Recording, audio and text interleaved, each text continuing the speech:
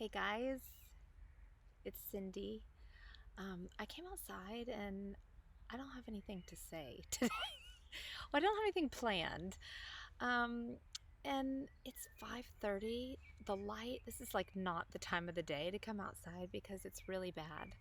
And I had a few little notes I wanted to share, and then I just sat down and I remembered something that happened on my run this morning, and then that got me thinking about something that happened many moons ago.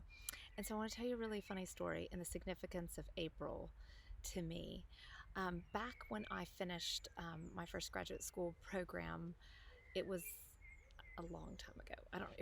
It was in the end of December of 100 years ago. And from January until April, 4 months, I had nothing. I had like no job. Here I was with this like prestigious degree. I had no job. I had no money. I was living off of like my parents sending me money, but I didn't want to move back home. I was in South Carolina and I didn't want to move back home to Georgia because I thought, well, if I move back to Georgia, I'm never going to leave Georgia. And so, nothing wrong with Georgia, but I just thought I'll never leave. And I just felt like God was like pushing me to just forward motion, right? And so it was really, really, really hard. It was like it was like the four hardest months that I can mentally think of, um, sort of in my life up to that point in time. And I was living in the attic of a good friend from college and her mom's attic in this little twin bed. And I would just like, I had a little tiny bit of money and I would give her some for rent. But I remember she had a piano. And so I would play the piano. And this was such a dry desert, such a sad time for me. And so I remember most of that time, because it was South Carolina, it was like warm all the time. I remember being in her garden and like just finding this one of those lawn chairs that like folds up like that and just putting it in the front yard and in the backyard and in the front yard and the backyard. And just that was the first time in my life that I just decided I'm just going to read the Bible and I'm going to see what happens. And I was, you know, early 20s, and Jesus just gripped me there. I mean, I don't know how to explain it. I don't want to cry because I'm not going to cry. Um, but such a broken period of time.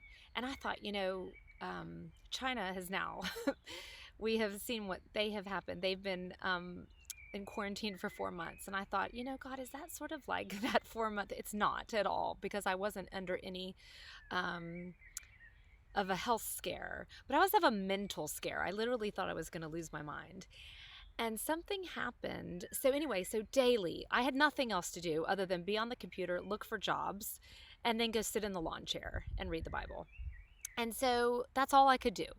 And I had no friends. All my friends had graduated, moved on, moved away. I had just a couple of friends that would take me to church, but I would spend all day just reading. And I remember getting close to the end of the breaking point. And you will kind of know what that is when we are in isolation here now. You think that you can't make it one more day. You think, I can't live on no money. I can't live in someone else's attic forever. I can't mentally stay in this place.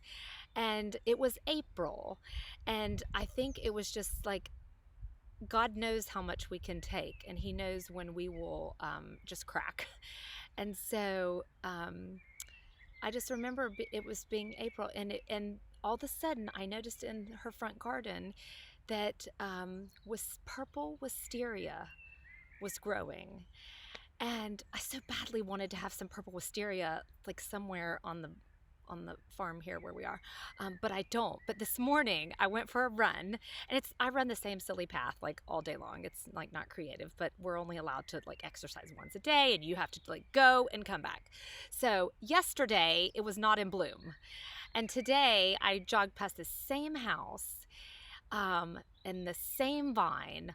All of a sudden had bloomed overnight, and it was absolutely stunning.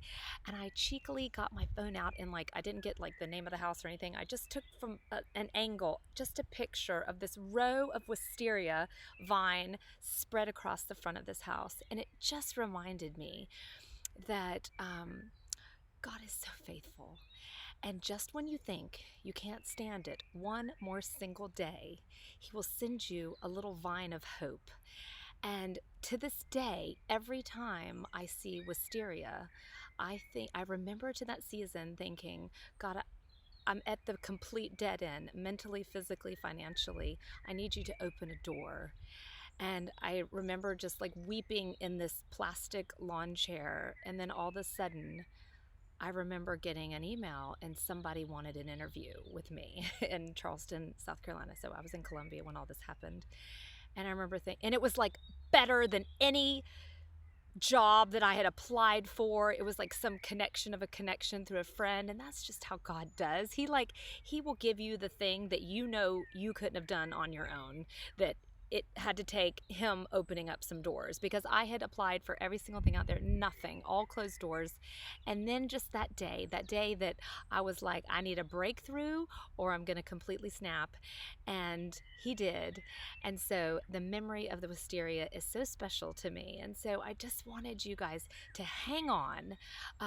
There will come a time when this season that we're in of isolation wraps up, and whether it's a month or 4 months or somewhere in between, and you will remember and look back at this time, and there will be some kind of little reminder that God will say, remember when, and remember I was faithful to you.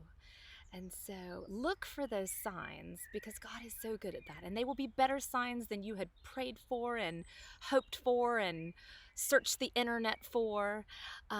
They will come, and we will just remember how good He was to us, even when you thought you could not make it another day. Because you can, my brother and my sister, you can. And so hang in there, and I'll see you back here tomorrow. Bye.